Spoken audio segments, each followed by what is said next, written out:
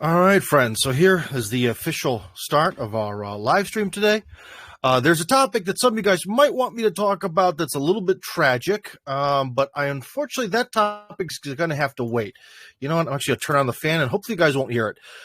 It is insanely hot here, but there's a tragic topic that we're going to save for the next time. I wanted to be a little bit more joyous today because today we achieved 3,500 subscribers here on Kirby Russia. Things are going pretty darn good.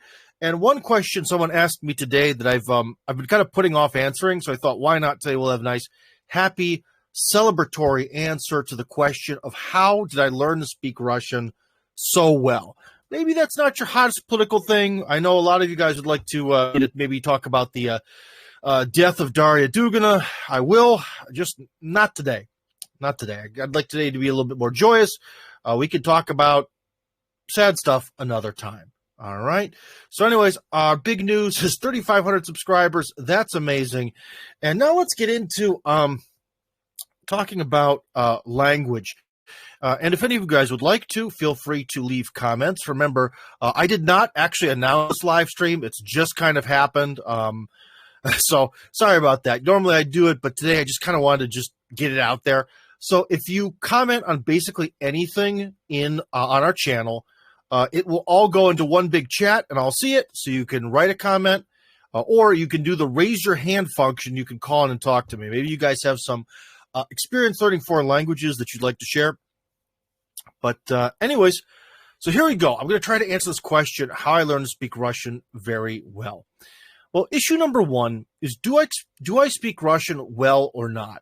Well, sometimes I think that depends on whether people online like me or hate me. If they like me, they say I speak it well. If they don't like me, they would say I speak it poorly. However, one of the main things that I don't do well is sort of like pronunciation. As an adult man, you're not going to learn. Well, first off, I'm getting ahead of myself here. Well, first off, one thing that you're going to encounter is that, well, I'm an American, and in America, everyone is born in America, generally not very hot on learning foreign languages, not a big part of the culture. In Russia, people do, but they have a very weird mentality towards it. And one of the hard parts about learning a language, learning Russian, is that people have been propagandized, not in some sort of like evil, nefarious way, just by some sort of weird traditions, or I don't know what you want to call it, superstitions about language, that it can be sometimes demotivating. Because the one thing is that all Russians, when you talk to them, are sure is that at some point, if you study a language long enough and you work hard enough, you'll lose your accent. And that is a complete lie. Okay? Maybe there are some people who are very phenomenal at listening, and they really can sort of get in the vibe of the way other people speak, but you'll always have an accent. Apparently, the way it works is at some point when you're a teenager, more or less the muscles in your mouth have sort of formed, and there's actually a lot of positions and ways that those muscles could be, but once they're sort of formed, that's it. If you can't roll your R's by like 12 or 13, which I can't. I can only do it for like a split second. I can't continuously roll my R. However, unlike Russians, I can go very long. Like in Kirby and Word and many other things we say in English, they can't. So first off, if you're going to learn Russian, you're going to have to understand that every Russian person you talk to about it is going to be sure that if you just tried hard enough, you wouldn't have a foreign accent, which is complete bullshit. It's just bullshit. It's not the way human beings work, but everyone here is very sure of it. So it's a big kind of language learning problem. And the other thing too, guys, is if you start learning Russian, I'll tell you now, you're going to have to get used to hearing not just the thing about, you basically, after about year 10 of learning Russian, they assume that you should have absolutely no accent, when I've never met some sort of person who came to America as an adult and they speak English the way I do. They just don't. It's fine.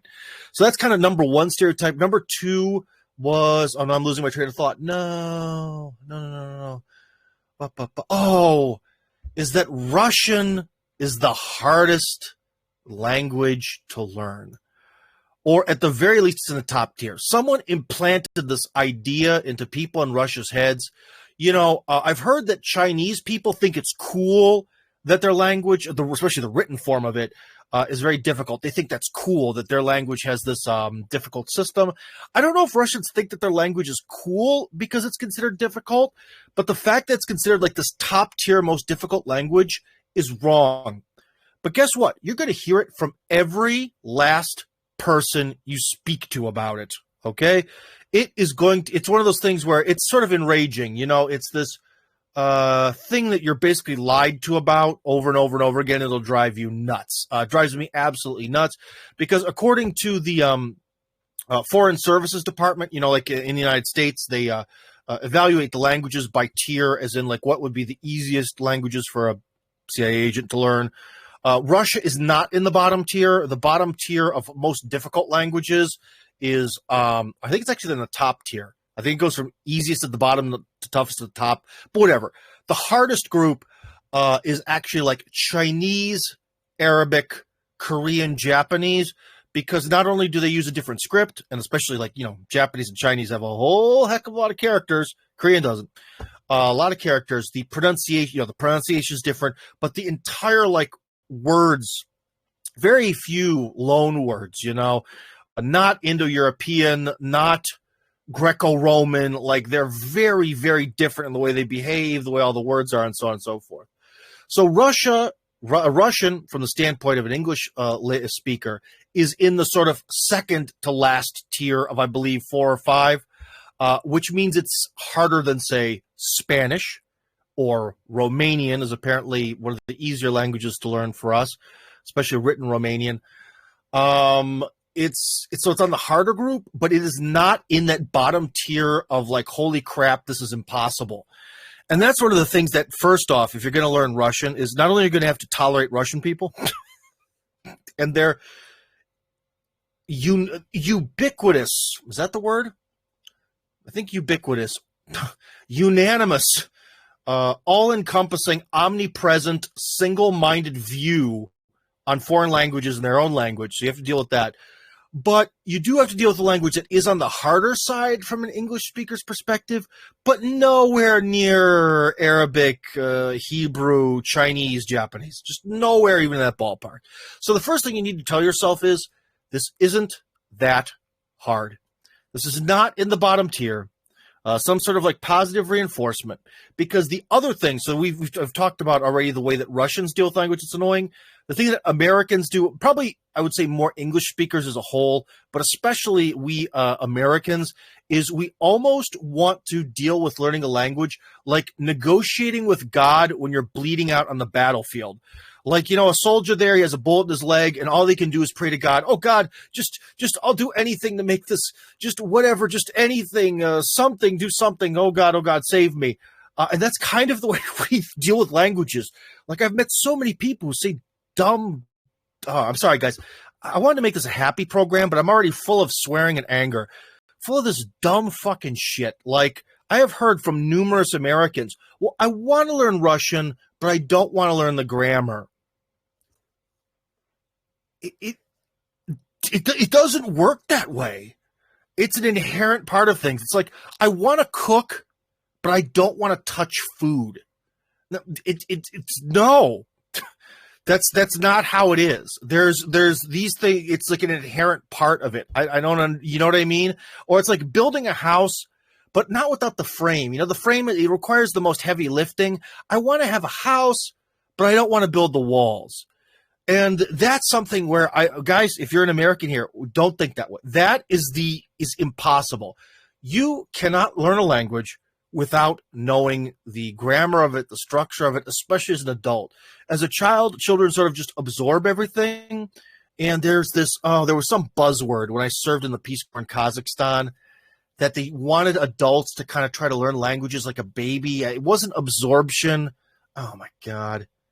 It was some kind of method. Maybe someone could answer me in the chat, but it was some kind of like passive method or the listening method or something. But basically, the idea was like a baby, you should just sort of listen to it and try to pick it up. No, because you're an adult. You're an adult. You have an adult mind that demands structure and it demands answers and it wants to know what's going on. So again, so I started this with some useless information about Russians' perspective of their own language. But so number one is for us who want to learn Russian is it isn't that hard. Okay, that's number one. We'll get into why it's not that hard, but also is get over this stupid crap of trying to learn like a baby as a 20-year-old. It doesn't work that way. Sorry, God said no to this, or evolution or something. So you got to get over that, and you just sort of have to sit down and do it. In a lot of ways, one summer, maybe 5 years ago, when I took my kids back to America, my father had a little surprise for me. He ordered a dump truck to bring 15 tons of gravel, and we redid his driveway. His driveway's made of gravel. And now the thing is, you might think, Tim, wow, you had to shovel 15 tons of gravel? Yes, I did. And I was able to do it over the process of about a week, which I think is pretty good. To sort of redo a driveway mostly by myself. My dad and my son helped, but my dad is pushing 70, and my son at the time was like 6. He did his best, or no less. He was like 5. He did his best. But anyways, you can shovel 15 tons of gravel if you just keep doing it. And that's the number one thing I really like you guys to walk away with is if you want to speak Russian, or probably any language, to be honest, I think this is a bit universal, would be to just think of it like this 15 tons of gravel. If you just keep shoveling the gravel into the wheelbarrow, pushing it where it needs to go, spreading it out, eventually you have to get done. And that's kind of the way it is. And that's one of the reasons why people give up on languages, because it is like shoveling 15 tons of gravel. It is a titanic endeavor. And it's just something where you just kind of have to stick with it and keep going and keep going. The only difference is that with gravel, it can't move. But if you say study a language for a year and then kind of let it slide for 3 months, it's almost like a couple tons of gravel comes back on the pile. All right. So that's the first thing is if you're going to do it, you have to understand that this is a journey of 1,000 miles begins with a single step. Well, a journey of 1,000 miles is doable. You just have to keep continuously walking to reduce the distance. Same thing. And that's kind of the attitude you have to have. And again, this attitude of, well, I want to learn a language, but I don't want to do this. I want to learn a language, but I don't want to do that. No. Can't have it. Doesn't work that way. I hate pronunciation, for example. That's why I have bad pronunciation, but I have actually worked on it because you have to. If you're going to do it, you're going to do this whole language thing, you have to at least say the words kind of sort of close to what they are. All right. So here we go. Now, why is Russian way more easy than Russians actually think it is? First off, the alphabet is this huge hurdle. Let's see. Are there any questions? Let's see. Questions? No. Okay, that's all right. Remember, if you want to raise your hand and like share some sort of language learning, maybe tips or experiences or something about the Russian language you want to talk about, go nuts. Well, we'll also show you soon the materials I used to learn Russian. But anyways, the main thing that I think is a big anti-advertisement for Russian is the alphabet. Guys, the alphabet has 33 letters, and, a few of them, kind of like in English, don't get used very much. So you honestly really need to memorize 28 or 29 letters in all honesty. And it's not hard. And also, unlike English, Russian has more or less phonetic spelling, and things that are less phonetic are done in a historically logical way. So let me just put it this way. The alphabet is way overblown as being something difficult. Everyone gets over the alphabet in like 2 weeks. You just blow by it. And especially if you spend a lot of time here, which is the best way to learn a language, just be, maybe it was the immersion method, or just immersed in the language. Well, if you're immersed in the language, boy, that sure helps. But you really, really get through that pretty quick. I mean, just if you even start talking to people, you have to just start writing your name. Say, you're, I don't know, Jonathan Smith. Well, then you're going to have to learn Jonathan Smith, right? And you're going to have to learn those letters, and maybe you'll write them over and over again. And one of the simplest things to do would be to write certain basic words, like, especially stuff like the place you're from, which would be like America. The USA in Russian is sha. So get used to writing sha over and over and over again, a million bazillion times, right? One that might be harder is Velika Britannia, is Great Britain, but that's okay. Pick some things that are relevant to you, like the place you're from and your name, and start writing it over and over and over again. And then eventually you just sort of get used to it, and you can't unsee it. So the alphabet is not hard. In fact, the alphabet is a huge boon because imagine if English had its own customized alphabet to make all the spelling logical. That's what Russian has. It's amazing. The other thing, too, is that Russian has a lot of loanwords. So a lot of the whole, like, Latin, Greek, to an extent, French words that came into European usage in, like, the 1900s, well, early 1900s, 1800s, and a lot of the sort of Cold War era English taking over the world words. That's all in Russian. So Russian has, like, for example, biology, biologia, chemistry, chemia. That's a little bit more different, but very often the CH that's in a lot of words like Christ, Christos, is with the letter H in Russian, and it's very systematic, like the way we write things in English from Greek origin corresponds to the way they write words in Russian from Greek origin too, like I just mentioned with the letter Cha. So everything is very logical. The history of like Latin and stuff is all there. And you get into a lot of these modern words, like what is function in Russia? It is funkция. What is session? Sessia. Adaptation, adaptacja. You see, there's kind of a rhythm to it. So like all the words that end in ion in English generally end in cia in Russian. It's very easy. Most of the countries sound the same. Not all, but most of them.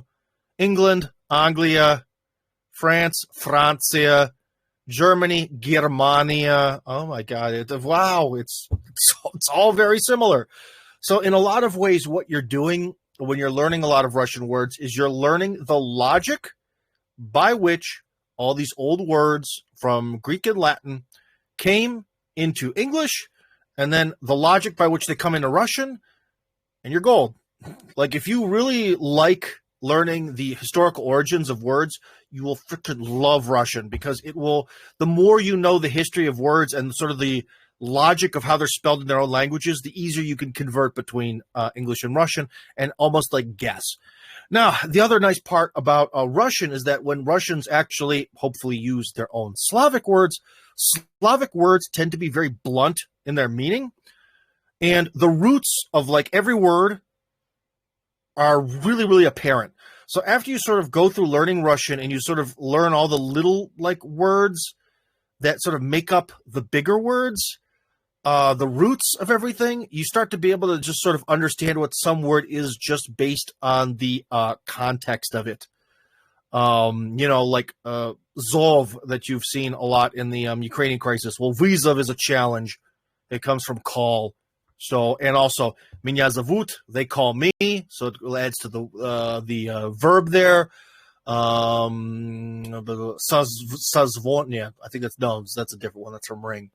But anyways, you see that there are a lot of basically these little pieces that make up the Russian words are very, very consistent. And how do I know that? I'm going to try to share the screen now, and hopefully it doesn't fail.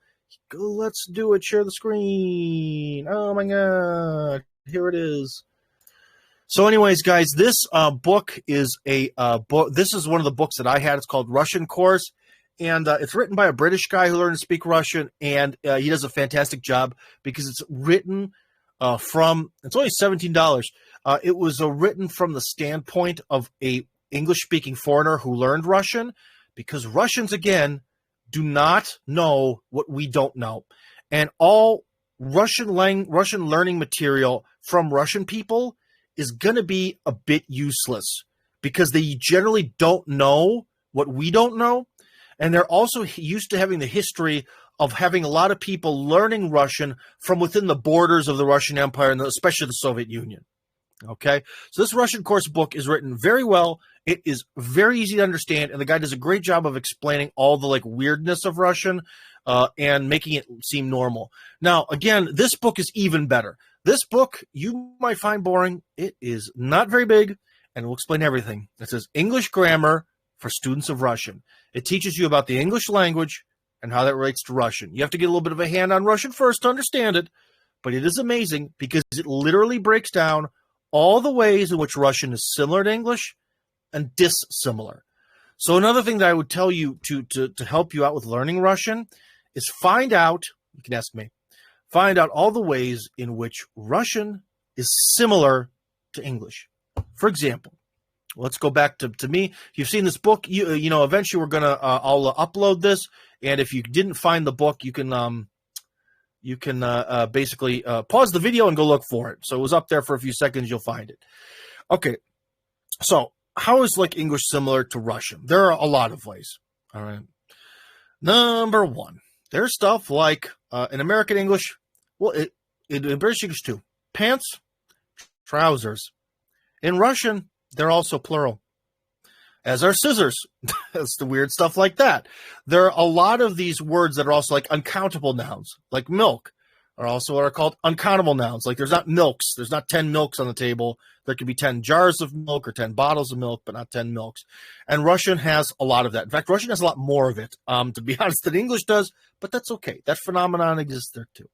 There's a whole thing in English where it's like, okay, they love football, but he loves football. They love football. He loves football. Interesting how that changes.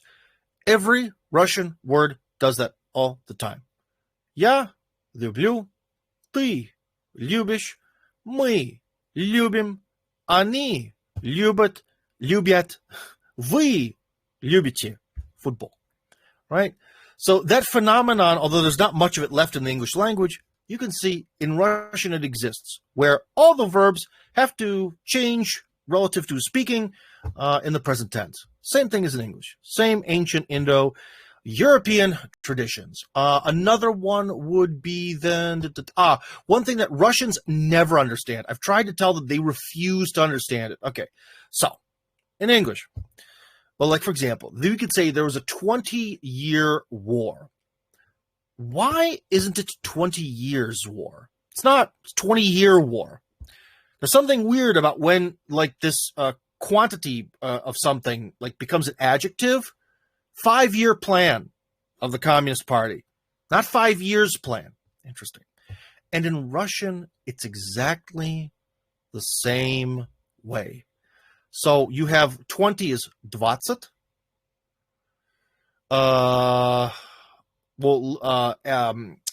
Years as an adjective would be like letняя война, war. But instead of 20, you'd say 20-летняя война.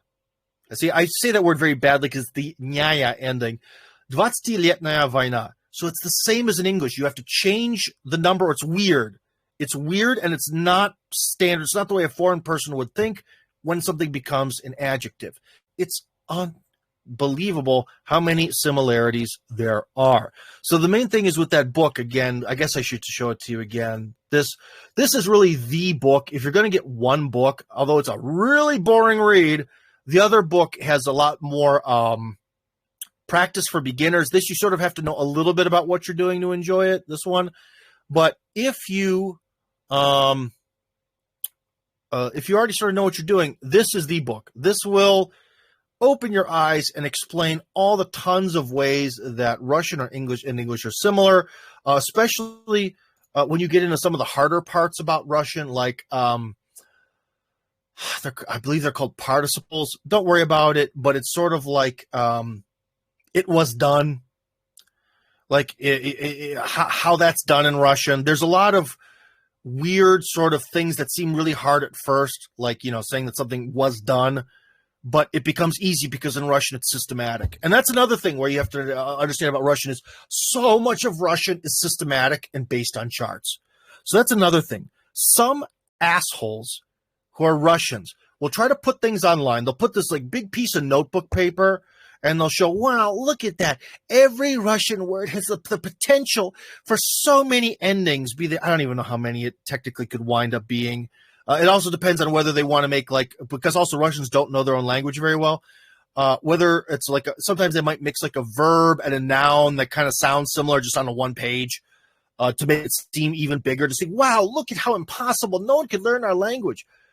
That is systemically generated. So I always tell Russians this example. I'm like, look, dickbag. What's 6 plus 3? 9. 12 plus 3? 15. 20 plus 3? 23. 33 plus 3? 36. So why is that so easy? When I keep asking you, to put to any number plus 3. You just sort of do it. It's just on instinct, baby. That's exactly what's happening with these word endings, is it's done systemically. Is basically when you sort of get used to the system, it goes that fast in your mind. 24 plus 3, 27. You don't even have to think about it because you're just used to it. Like all male words end in a consonant. Well, not all of them. Most of them end in a male consonant. And what happens when there is no male word? Put the letter A at the end. Boom. And you eventually become so used to this when there's niet. So there isn't, right? Niet, chivo. Niet. Oh, what are some male words? Male. Everything around me is feel. Oh, yes. So here. Niet telefona. You had an A on the end when it's not there. Niet. Why is there nothing male in front of me? Niet mikrofona. Mikrofon, niet mikrofona. Right? And so, I can't. So, block note. Yes, block note. Block note. Niet block nota. Oh my God. It's so insanely hard. So if I start throwing you this giant list of Russian male words, like, goodbye, Stepan Bandera. Stepan, niet Stepana. What are some other ones that are just really basic? You get my point. You get my point. Oh, ekran, the monitor I'm looking at. Ekran, niet ekrana. You don't even speak the language. But if I keep giving you these words that end in a consonant, you just, when there's niet, when there isn't this, it gets an A on the end. Is that so insanely difficult? Does that mean there's 5 million forms of every word? Technically, yes, but not really, because all of the changes that go through the words are based on a system, right? So, again, we go back to the most common, like, first expression you learn is "я люблю," right? I love something or other. Usually you say something like, "Я тебя люблю," you love. But anyways, it doesn't matter that much, too much, not super critical for foreigners. But anyways, if we go back, "Я телефон люблю," right? Okay, because it's a male thing. "Я микрофон люблю," doesn't change. But female things do. "Я бутылку люблю." Because it's a female thing, it ends with the letter A, it becomes oo. And that may sound like, oh, how could I ever remember that? Do it 1,000,000,000,000 times, and then you just don't even think about it. You know what I mean? Also, if it's молоко, as in milk, я люблю молоко. Milk also doesn't change, right? So again, you just get so used to it. Over and over and over and over again. So this whole thing about people trying to scare you with this case structure, it's so overblown. It's so overblown. It's so frustrating. It's not true. It's such a lie. Anyways, maybe do you have any messages? Do you have any questions? Pete, FYI, there's a great archive of Russian language material in a torrent that can be found at the Pirate Bay, multiple gigs worth. Now, Pete, I'm going to have to disagree with you. You're going to overwhelm yourself that way. You're not going to find... Look at the 2 books, Russian Course and English Grammar for Students of Russian. I have no affiliation with these people. I don't even know them. That's all you need. You don't need anything else. You're going to just overwhelm yourself. Maybe when you're first starting out, you could get the big book of like 501 verbs in Russian. That does show you all the declensions until you get used to it. So you sort of get in the rhythm, or words that are weird exceptions like give. You might want to do that, but no, don't overload yourself. Don't overcomplicate this thing. Just go in real basic, and that's fine. Victoire, thanks. Can you share a working link to Pirate Bay? Oh, okay. So you have to pick out the good stuff. The verb book is included. Well, the verb book's pretty good. That's one. I don't think it's exactly necessary, but it definitely helps. But again, it's also one of those things where it's this big, extensive book, and you'll use it for 6 months, and you'll be happy you have it. And then after 6 months to a year, you'll be like, what am I going to do with this big brick? You're going to have to give it away to somebody because it eventually becomes completely useless. But that's okay. That's okay. It served its purpose, and that's all right. Maybe you want to get the electronic version so you can just delete it. Who knows? But anyways, so again, one of the key things is there are a lot of different ways where Russian is similar to English. And you just have to find those. And then the hard part comes when Russian is very different from English, where, you know, or also remember, like in English, our spelling is goofy and you just have to memorize it. That's a very hard thing about English. And in Russian, it is different, but that's the thing that makes it easier. You know what I mean? Also, time, tense-related things are very complicated in Russian. He had been reading the book at 6 p.m. yesterday when he heard a knock at the door or something, like these weird concepts of time and would and should and all this stuff. And in Russian, it's actually a lot more blunt and easy. So Russian does not have the complex things about time. What it does have, it has the verbs of motion, and they are quite sexy, and they are quite numerous, and they are quite difficult for beginners. So the things that are difficult about Russian, not so much the cases. The cases, like I said, it's just about finding your rhythm. The hard part are the verbs of motion, because it's very different from English. Like in English, you can just say, I went, gone. I went there. We've got to go there. No. In Russian, you have to declare the means by which you go there. Also in Russian, there aren't a lot of like generic use words like shirt. You have to state the specific kind of shirt you're going to put on, which forces you to learn a lot more words. That is hard in the beginning, but becomes not hard later on when you do know every freaking term for footwear and outerwear and all this other stuff. You know what I mean? So that's hard. The thing that's hard to this day for me, maybe the one thing that's very hard, like I said, besides pronunciation, because I'm not particularly great at it. Everyone's like, "Are you from Estonia?" That's about the best I'm going to get. Which is kind of weird because I don't look Estonian at all. Estonians are very, very thin-faced and blonde. But anyways, the real hard thing is the fact that every verb has, they're called aspects. And there are 2 verbs for everything. Now, the problem is, again, Russians tell you that, like, oh my God, you have to learn, like in English, you'd have to learn 2,000 verbs, but in Russian, you have to learn 4,000. Don't learn our language. It's impossible. Again, what have we talked about on this channel over and over again? The Russian inferiority complex. And boy, does it come out when you talk to them about their language. They're going to talk to you about all those hundreds of ways that the words can change completely systemically. Oh, God, there's 2 verbs for everything. It's impossible. You could never learn this. It is hard, but the 2 verbs are almost always very similar. The problem is that there's 3 ways that you kind of build them, and it's not super predictable.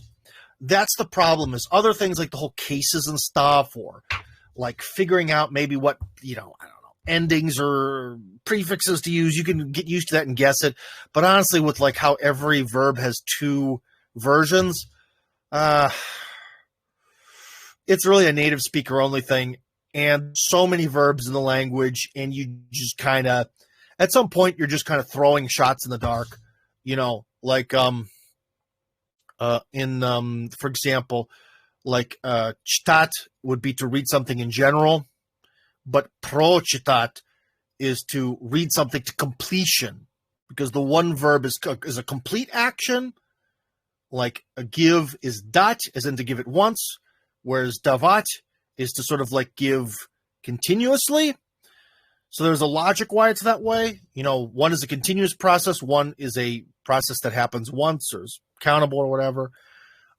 Which is kind of a hard concept to get used to as well. That's definitely difficult. I'm not going to joke. That takes a long time to get used to. And the fact that, like,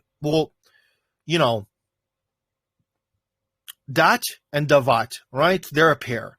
But couldn't it be dot and deet? It could have been. It could have been dot and deet or something like that, or davat and deet, davit or something. It could have also been like something like dot and, well, there is a word stat, but it means something else. But it could have been that. Or zadat, which is also over a word, but means something else. So there's actually a lot of things you could shove in front of the word dot, the first word dot, to make it into something else. But then you're wondering, Tim, okay, well, if the perfect thing is dot, and you stick a prefix in front of it, well, then does it change? So is it like zadat and dot again? Davat? No. It's zadat and zadavat. And that's where you get into this like ever-growing tree of like different things. Also, there's would be like Pididat would be like to transfer something, like to give someone a message, but that's a perfective verb, so it happens once. But what if you had to give a lot of messages all the time? Pididat, Pididat, Pididavat. So it gets the old ending. So yeah, so again, it's all goofy. Whereas the word actually for message, again, is to the verb to message someone is subshat, is in general, subsheet is one time. It could be something like na subshat or pro subshat, but it's not.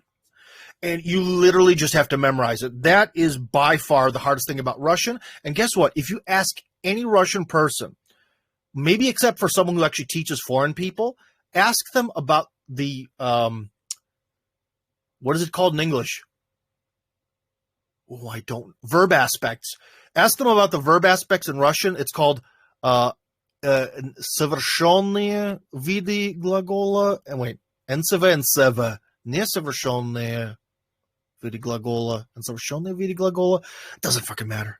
Just ask them about the two. They don't know. They have no idea what you're talking about. Another thing, too, that would also be a real trick is if you try to, when you're first learning the language, you want to learn the genders of all the words. First off, that is also overblown because people study like Spanish or German where the genders of the words are just random. Like, like girl is neutral in German for historical reasons. And a lot of things, it's just, you have no idea. You just have to memorize it. In Russian, you don't. It's based on the words, it's the way the words are spelled. And that's one thing that also makes me really angry when people say that, oh my God, you have to memorize it. You don't. Every word that ends in a consonant is male. Like I just mentioned, telephone, computer monitor, microphone, they're all male because they end in a consonant. Oh my God. Milk is neutral because it ends in the letter O. Oh my God. So anyways, it's completely systemic, and the genders of the words is a system that you pick up real quick, because the male words are essentially they end in a consonant.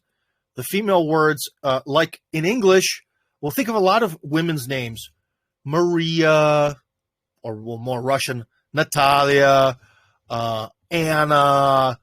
A lot of names end in the letter A. Well, all the female words in Russian, well, the overwhelming majority are in A and Ya. So they also end in A. Just like in English, so many women's names have A at the end of them. I went to school with a girl named Jatwasha. So she would also have a very good name. Maybe not the W part, but she also had a name very adaptable to Russian, right? So that's it. Like male words, consonants, female words are kind of spelled like women's names in English. And then the other vowels are the neutral words. Oh my God, it's so hard. No foreign people could learn this. Oh my God. Right. So that's it. Again, it's just all about. So again, basically, unless you guys have any questions here. Oh, there looks like there's questions. Good. My baldness is showing through too much. Okay, here we go. I have a magnet for a full. No, I'm learning Spanish, and especially at the beginning, found that one thing especially was very helpful when speaking with folks. I forgot how to say this thing. Oh, I see. Okay, hold on. My throat is open, and the microphone. I hate this pop filter. In fact, both these pop filters are terrible because the one falls down, but they both sort of work for different sounds. The outer one does the letter P better. The inner one does like every other sound of the alphabet better, but this one does P. I don't know why. Anyways, so about I forgot how to say. Though, yeah, that's kind of these basic expressions. That would be "Я забыл" if you're a man. "Я забыл как сказать." Or if you're a woman, "Я забыла как сказать." Right? Because they're different. If you're a man and a woman. Yeah. So that definitely some of these basic expressions help. I would say the one thing that would be the most helpful, this actually happened to me a few days ago. I'm going from the city. Unfortunately, my life in the woods in Chekhov can make things a little bit difficult because I always have to run in the city and run back. and I was about to miss maybe the sort of second to last train, and I really didn't want to wait there 40 minutes to go back to Chekhov. And I went to because it was more convenient in my mind, I sort of went down south in Moscow in the city to a place called Tsaritsino. And there, I don't really get on the train very much, but they have a lot of trains to Chekhov that go from there. So I was like, okay, I'm going to go down there. I'll catch the next train. Everything should work out. And I did. But the thing was, there was a train in 9 minutes, and I'm very paranoid about time, you know, and it said it's on track 1. And I'm looking around, I'm seeing signs, track 2, track 3, track 4. Ooh. And it's like, okay. And track 2 looked really far away. Like it's on the, like you had to like leave and go around and go in some tunnel or something. I was like, oh man, this might take a long time to get there. What if track 1 is with track 2? Kind of logical, but who knows? So I go up to this guy and I ask him. So if there's any Russians listening right now, I was like, something like, да, извините, я здесь, я не знаю, я ищу, what did I say? Я хочу попасть на первую, I can't think. It's hard to say this, go from language to language. But it's something like, мне нужен путь номер 1, сможете мне показать? Я вообще не знаю, где это находится, так далее. And so his answer to that was to just try to talk to me in broken English. And I was like, братан, слышь, серьезно, я опаздываю на поезд, я просто хочу понять, где находится путь номер 1. Здесь написано 2-й путь, 3-й путь, 4-й путь, я не знаю, как попасть на первый путь. And that son of a bitch, то есть сукин сын, there you go, the Russian lesson for today, in English, showed me the wrong way to go. And later on, when I was at the completely wrong side of this whole train station, I was able to read a sign in Russian and on my own make my way back to where track 1 actually was. It's very close to the other tracks that were by all those signs. So I wasted a ton of breath. I was pumping it. I filled that lovely new Josh Allen jersey that was given as a dear present. I got filled with sweat. Absolutely disgusting. But I just bring this up not to just complain, which sometimes I do on this program. That's okay. Not to do that, but to understand that whenever you try to talk to Russian people, they're going to try to talk to you in their absolute shit English. And that does not help you. So the first thing you have to do when you're learning to speak Russian, blow by them. You have sort of two options. Like with this guy, I just refused. Tipo, you know what I mean? I was just sort of like, yo, brother, I just need to know where the train is. Let's cut the shit. Let's knock this bullshit out of here. You know, that's the one thing. The thing you could also do is say, "Я не говорю по-английски." I don't speak English. But then the problem is when you do that, then they're like, "But how? You look like you're from Europe. Tell me where you're from." So they're going to want to start to like demand that you justify why you can't speak English. So it's better to just bomb. Just beat that drum. No matter how bad your Russian is, go in there, again, American football, go in there like you're a fullback with the ball and you're just trying to explode through the line and just knock them over. That's the best way to do it. So anyways, that was something that happened to me, but that's definitely a thing you're going to face is people are going to try to speak to you in English the entire time, and you cannot let them. Just don't. Especially if you're going to live here, holy moly, you do not let them waste your practice time. Almost 19 gigs. Yeah, see, again, learning, I don't know. I have never found any sort of like audio tapes or apps. Just gotta do it. Just gotta jump into it and like immerse and start learning about the structure of it. Because if you don't learn this, again, guys, because if you do that American thing of, I want to learn a language, but I don't want to learn any of the grammar. Well, if you don't understand the structure, you're never going to remember anything because you're not going to really learn how to say anything. You see what I mean? And the thing is that if you in English, just try to blurt things out in Russian with just the words sort of as they're written. Just, you know, it's going to be rough. No one is going to understand you because Russian isn't a language where it's like, you know, it's not I love you. It's subject word, object word with object case ending, verb that agrees with the subject. And that's how people know that it is what it is. It has nothing to do with just blurting out these random words. In fact, there's sort of a joke about the way foreign people talk. It's like on она нравится, which is just an expression where there's just no structure to it. Well, on она нравится Москва. So like every word in that sentence is the subject of the sentence. In English, there's no way to sort of express that. It's like, I love you. I'm the subject of that sentence. It's somehow, imagine that every word in the sentence is the subject. What could you even do with that? You can't do anything. So you have to learn grammar, or else you're going to be, you're going to be a sad panda. So anyways, I have to go. Appreciate your channel. Look forward to hearing about Daria Dugina. Yeah, Victoire, we'll get to Daria soon. Yeah, we'll get to Daria soon. Sending many prayers and blessings to our family and friends and to our own beautiful soul. So did you know when downloaded? Case systems are terrible. Oh, lol. Again, here's another actual piece of tip. Anyways, guys, I'm starting to babble here, but here's another real piece of actual good information. When you're learning the case endings, you should really do case number 6. I found it easier to memorize them by their number rather than by their goofy long names. That is the prepositional case, if you're curious, but it's number 6. It's always listed in the 6th position. Why not learn it that way? It means that after a word related to prepositions, you put the letter yeah. Okay? So, you take any city in America, for example, Cleveland, where I'm from, and I can say that I lived in Cleveland. Don't worry too much about it. We got Cleveland. Я жил в Кливленде. Right?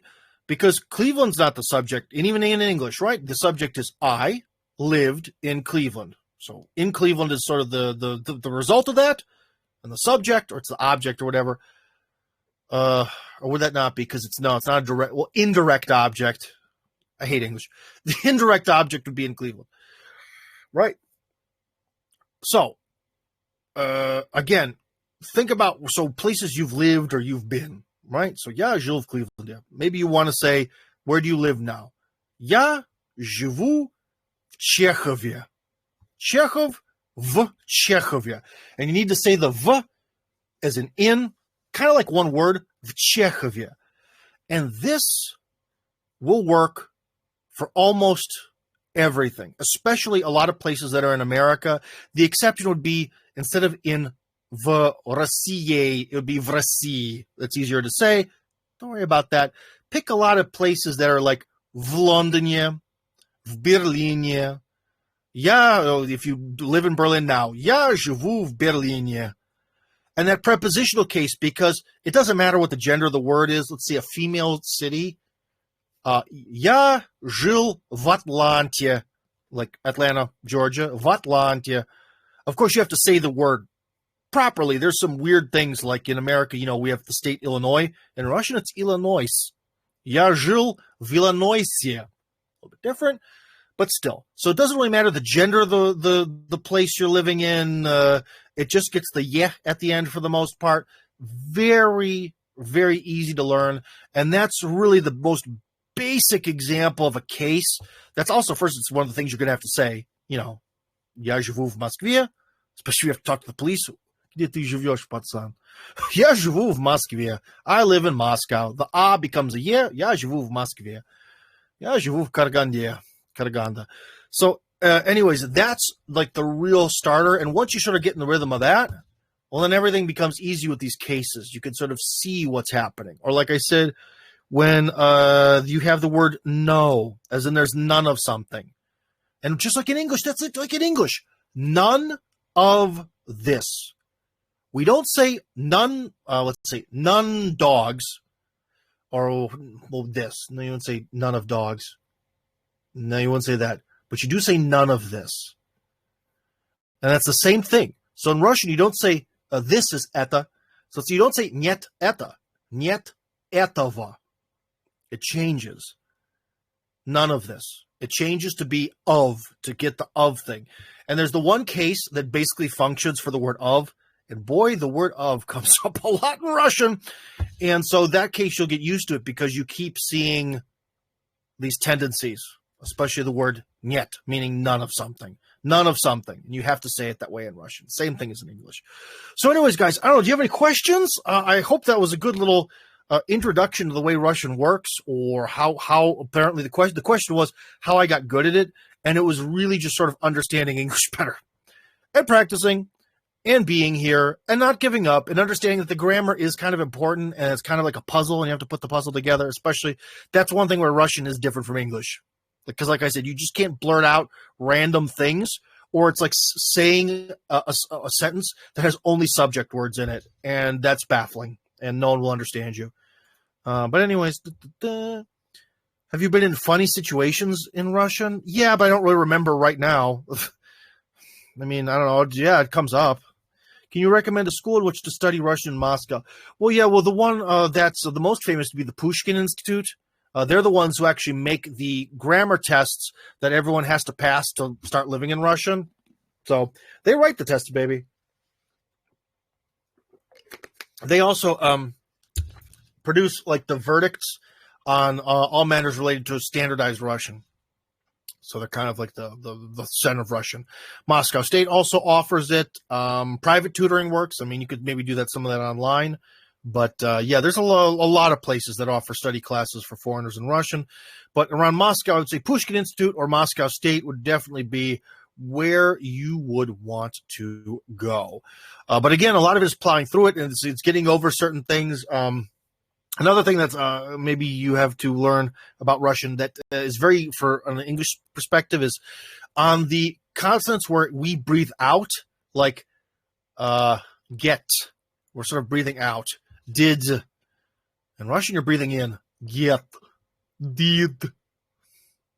And that's why they sound the way they sound. So, for example, the best word to say over and over again, a very Russian word, is tank. Tank. So you're not saying tank, you're saying tank. That'll really help people understand you a lot more. And then the other thing that's really hard are the soft sounds. So the soft sounds, that's another thing that's really difficult about Russian, is you kind of have to say them with your mouth in a smiley position. Le. So there's l and le. And they're different, and Russians hear the difference between them. And it's something you have to kind of get used to, is trying to say these two versions of a lot of our consonants, soft sound. But don't worry about that too much. That's not the most critical thing to really learn about, but it's something you kind of have to pay attention to. So anyways, if you're going to do this, buy the 2 books that I sent you links for. Start reading them. Russian course first, then English grammar for students of Russian. Read them over and over and over again. Again, this is what I did. Try to make contact and talk to people. Do not speak in English to people here. And you also just have to accept. Another thing is accept, get over these mental barriers that we have. You have to accept that you're going to have to learn grammar, and that Russian is in some ways different. In some ways it's the same, in some ways it's different. And that sounds silly, but a lot of people, they can't handle it. They just cannot handle that Russian is different. Just like one of my ex-girlfriends, the way she would speak English, like she would literally just throw English words into Russian structure. And it's like, you can't do that. Like, it's a different methodology. It's a different way of thinking, and you have to change. No. Just no. And you know how many people, because in Russian, you don't necessarily have to have a verb for a sentence. And there's a lot of people all the time, because, you know, I do a lot of, like, voiceover work and stuff, and it's amazing. People who are professional translators still will write in English without a verb. Come on. Gotta adapt. Gotta adapt. Just like you guys are going to have to learn to enjoy the fun of sometimes speaking without verbs in a sentence. The opposite. They have to adapt. Got to adapt. Got to accept the differences for what they are. It is what it is, even if it's really difficult or something, and you'll get used to it. Because it's also just a matter of stages. Like, you know, first you're like, oh, my God, these cases. Okay, now I'm starting to remember this. You mean the numbers have their own separate declination system? They decline differently? Yes, they do. But then you'll start to memorize it because they have a cool declinations. Dva becomes dvuch. 3 becomes trioch. And so they sound very cool, all right?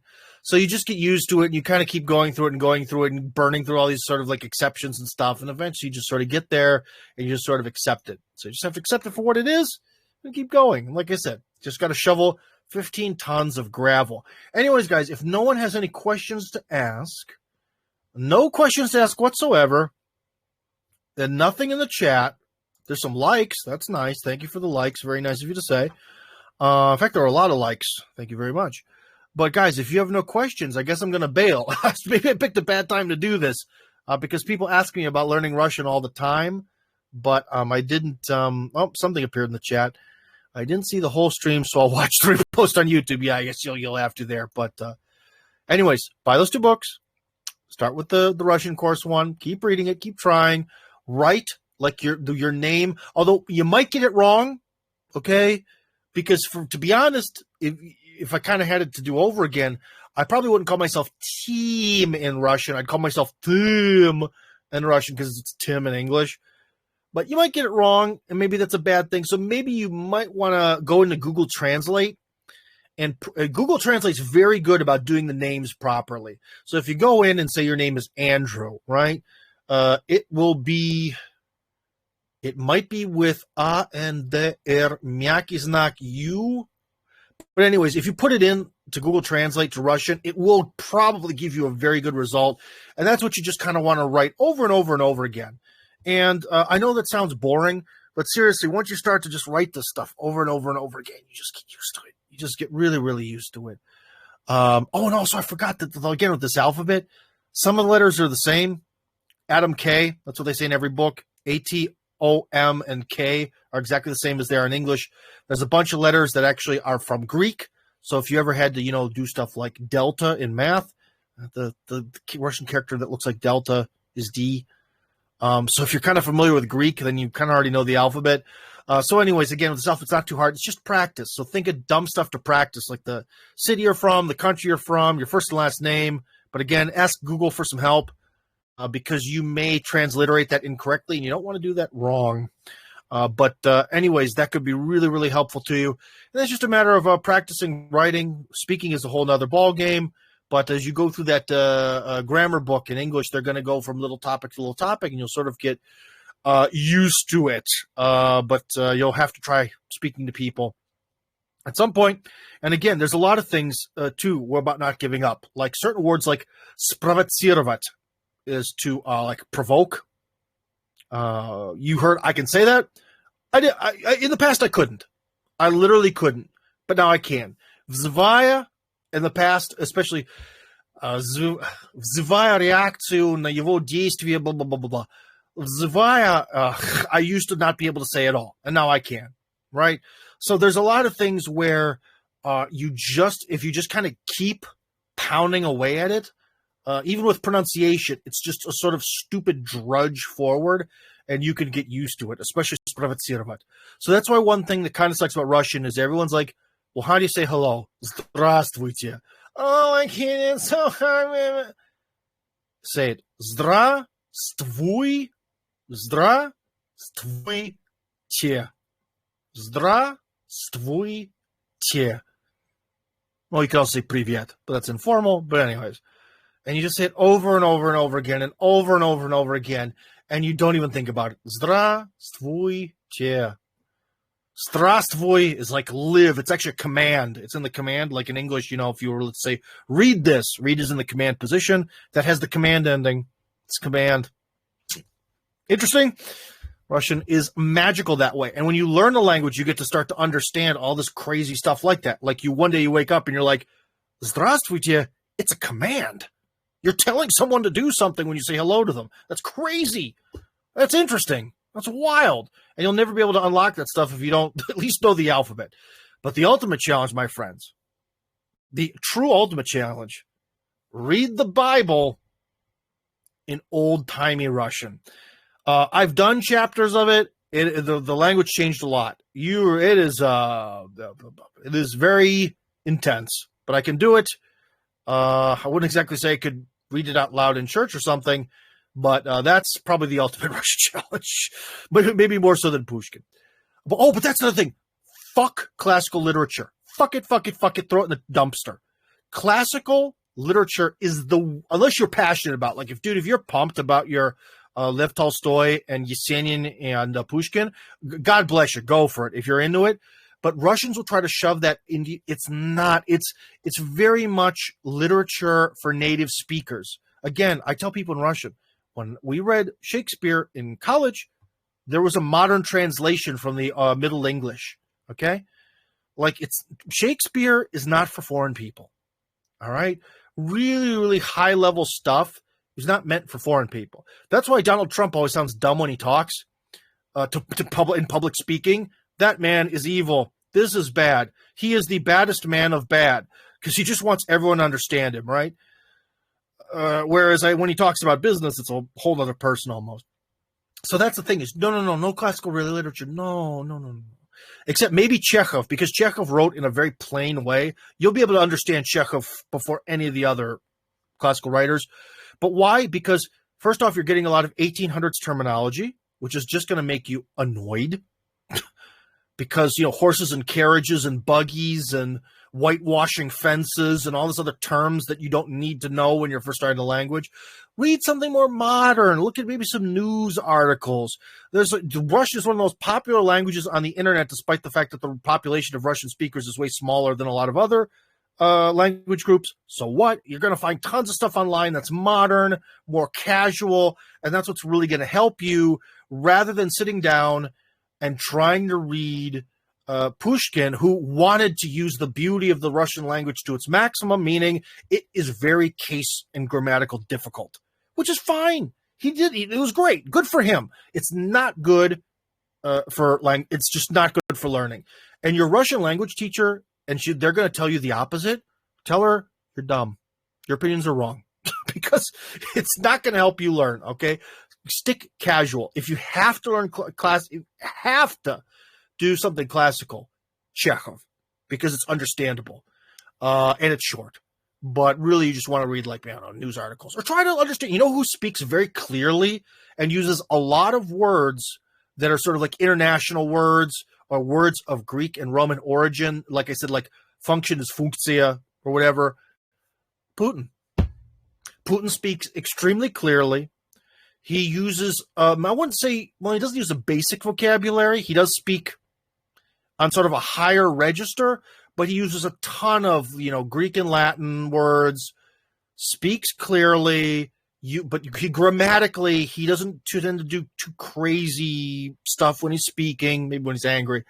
He's very easy to understand, and a lot of people are Putin fans. So to be honest, I think Putin has a lot more value in terms of learning Russian than like Lev Tolstoy, because Tolstoy it's difficult to understand and it's 1800Z and all that stuff. Okay, so that would be a good option, or anything. More modern speakers and the way that they speak is much easier to understand.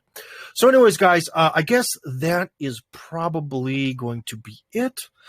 Picked out some children's books to read. Oh, well, yeah, that's a good start. Every Russian has read Agния Bardo. Идет, бычок качается, вздыхает на ходу. Ох, тоска кончается. Сейчас я упаду. All right. That's a classic. And yeah, some of that stuff, again, kid stuff kind of focuses on animals a little bit, maybe more than what you need as an adult. But yeah, kid stuff is better because it's simple, so why not? Why not do some of that stuff?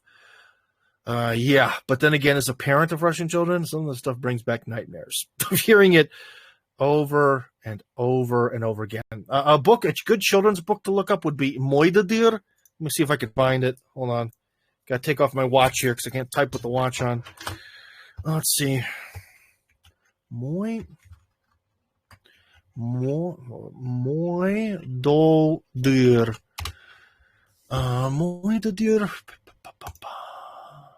By Chutkovsky. Okay, here we go. Why are no pictures loading? This is garbage. Where's the pictures? It's a picture book, for Christ's sake. Where are the pictures? Oh, man, I'm so angry now. Where is it? All right, Moy Dadir. Okay. All right, here we go. I found it. Got some pictures. You can share the screen. So anyways, so here you have the screen, and it's about a child who's dirty, and an 1800 style sink, which I used to have at my house, comes to sort of save the problem. And you can read it, and it has a lot of useful words. Одеяло убежало are the first two words here. Blanket ran away, because the kid is so disgusting. But you see, O at the end of run away, O at the end of одеяло. The verb agrees with the word. Улетела простыня. The sheet flew away. And also улетела. So you have я. Because they're both female, because it's a female word, so it has to have the female ending. И подушка, как лягушка. And the pillow like a frog. Ускакала от меня. So the pillow ends in A. And you go to ускакала. The verb also ends in A. Shocker. And so you see, again, you're looking, it's systemic. We're seeing the system here. От меня. Я за свечку, свечка в печку. The candle jumped committed suicide by jumping into the oven. Anyways, я за книжку, та бежат. И в припрыжку под кровать. And jumping, what is it, the book? So he's going for the book, but it ran away and jumped under the bed. Я хочу напиться чаю. That's the goofy ending on T. I hate that. You'll learn one day to hate that too. К самовару, K always has U in the male. But anyways, к самовару подбегаю. А пузатый от меня убежал, как от огня. So the fat samovar ran away from me like a flame. Что такое, что случилось, от чего же все кругом завертилось, закружилось и помчалось колесом. So one of the other nice things about this is, unfortunately, they didn't put the accent marks in there, but this is a good thing because it's like poetry. You have to really say it the right way, where the emphasis is on the words to say it the right way. So, this one I can't remember. Сапоги, утюги за сапогами, сапоги за пирогами, пироги за утюгами, кочерга за кушаком, все вертится и кружится и несется кувырком, вдруг из маминой, из спальни, кривоногий и хромой выбегает умывальник. So that's what it's, an old-timey sink, умывальник, this guy, и качает головой, and he's waving his head back and forth. So anyways, you see that the old-timey sink is angry, and he helps the kid, and this is it involves a crocodile later, because one thing is it does get more mental. There's just a crocodile, who cares why, screw it. But anyways, it's a nice story, and the one thing is about reading it though, one thing you have to remember, maybe I don't know, I'll link this in the chat, I guess, is that it is a very punchy story. It's very punchy. And again, this is the problem where in English, we are like people in Finland, and we speak very evenly in English. I don't super much because I work in the media, but English sounds very flat to Russians, where you have to get into this Russian rhythm where everything is very punchy. Одеяло, убежала, улетела простыня. So you're pumping it. You really overemphasize it compared to English. И подушка, как лягушка, ускакала от меня. И за свечку, свечка в печку. You have to really do this like, and that's why Russians sound weird when they speak English, because English has a very large amount of short words. And by Russian logic, the one part of the word, and only one part, gets the emphasis. And so if a Russian person is reading something short, I have to go to bank to buy a credit card to.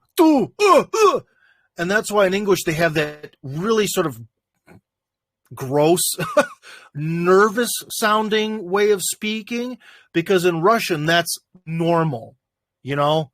Одеяло убежала. Well, I don't know what this be. Blanket, run away. Flew away, sheet. And pillow, like frog. See, when you put the punches in English, it sounds insane. But that's the way it is in Russian again. So these things where you just have to accept that that's the way the language is. For me, that's difficult. Sometimes I'm tired. I just don't do it, but that's bad.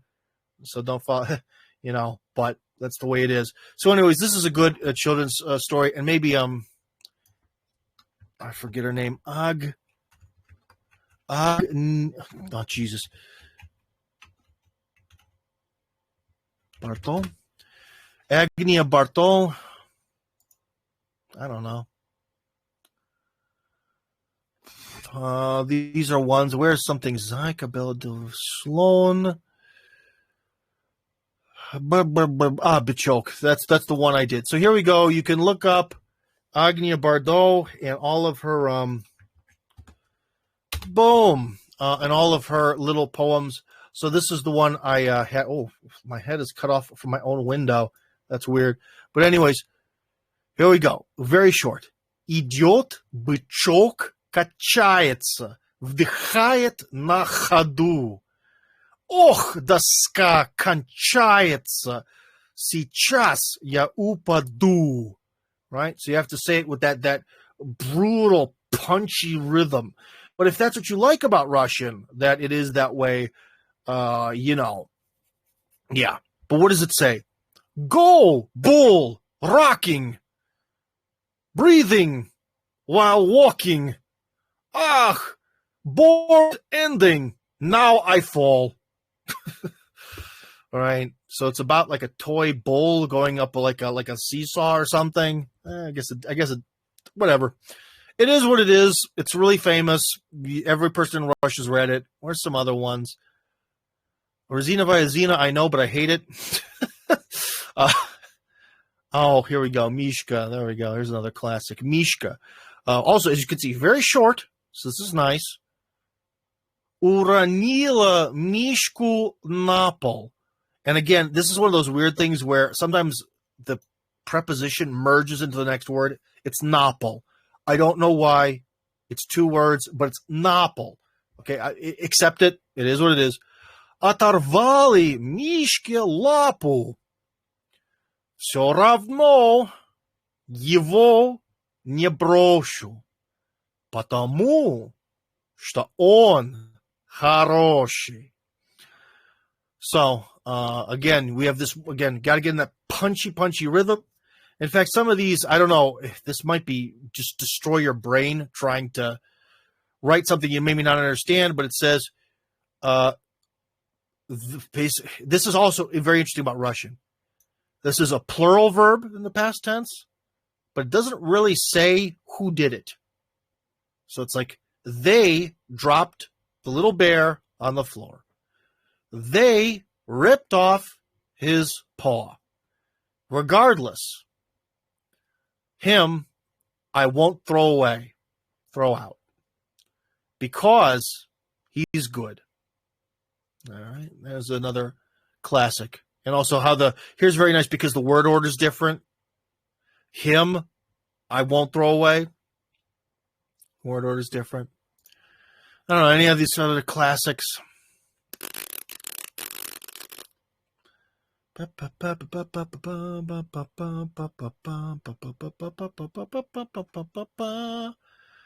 Samolot. I think this one we wrote with my kids. And also we have the classic, even if this is children's material, they write yeah instead of yo. Get used to that. No one likes letter yo except for me. Самолет построим сами, понесемся над лесами, понесемся над лесами, а потом вернемся к маме. The plane we're building ourselves. We're flying up above the forests. And then later, we're returning to mom. And if you notice, mama has an E at the end. Why? Because of K. And again, with these cases, it's like a trigger. You see K, you automatically know K, dative case. I know that sounds like kind of weird for me to say that now, but you get used to it. Every time you see K and a female word, Kmamya, Ksarya, Sara, like a girl, Kmari, something else female, Kruchke, although you'd never say that, but you could, to the pen, Kvilke. You'd also never say to a fork. But anyways, you see my point. So anyways, guys, no one wants to talk to me. I guess you guys were interested in this. That's not so bad. Well, I'm going to call it a day here. Anyways, let's cut this live stream out. Tim Kirby, I should probably actually say goodbye to you by being on screen. So I provided a couple little resources there, but these little poems are good because they're little. And really, you're going to get a lot from them. Again, don't jump into classical literature. Would you tell an immigrant who's moving to America or England or wherever the first thing they need to do is read the Canterbury Tales in the original? No. Don't read the Canterbury Tales. Don't read Romeo and Juliet in the original. In fact, I would even say don't read anything by Mark Twain in the original as when you're like first moving to a country. Mark Twain later. Get to him later. All right. So anyways, signing off. And one day you'll get to your Russian equivalent of Mark Twain. I hope so.